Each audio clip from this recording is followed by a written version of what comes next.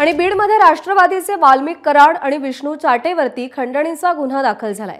सरपंच हत्या प्रकरणातील आरोपी सुदर्शन घुलेमार्फत खंडणी मागितली गेली होती।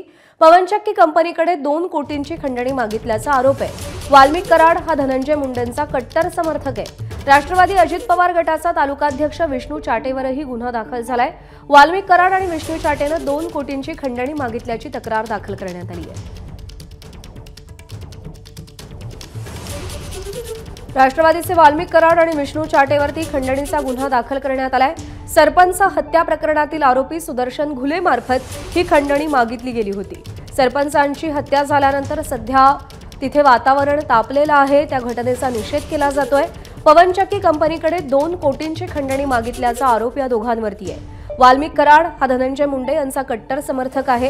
राष्ट्रवादी अजित पवार गटाचा तालुकाध्यक्ष विष्णू चाटे याच्यावर देखील गुन्हा दाखल करण्यात आलाय।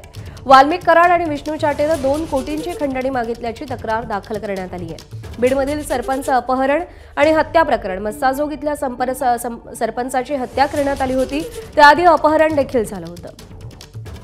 गोविंद शेळके आपले प्रतिनिधी सध्या आपल्या सोबत आहेत। गोविंद, हे सगळं कनेक्शन नेमकं काय?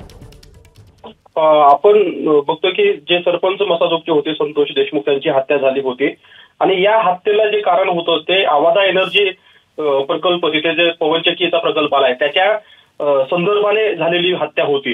आता याच प्रकरणामध्ये एक प्रकरण पुढे येतं की या पवनचक्कीच्या कर्मचाऱ्यांना 2 कोटी रुपयाची लाच मागितल्या प्रकरणी राष्ट्रवादी काँग्रेस अजित पवार गटाचे वाल्मिक कराड आणि विष्णू चाटे जे तालुका अध्यक्ष आहेत केज तालुक्याचे, त्यांच्यावरती गुन्हा दाखल झालाय। आणि सगळ्यात महत्त्वाचं म्हणजे संतोष देशमुख यांच्या हत्ये प्रकरणातला जो प्रमुख आरोपी आहे सुदर्शन घुले, हाच या ठिकाणी 2 कोटी रुपयाची लाच मागत होता असं या तक्रारीमध्ये म्हटलंय। त्यामुळे स्वाभाविक आहे की अजित पवार गटाचे वाल्मिक कराड आणि विष्णू चाटे यांचं नावानंतर याला राजकीय वळण मिळताना पाहायला मिळत आहे।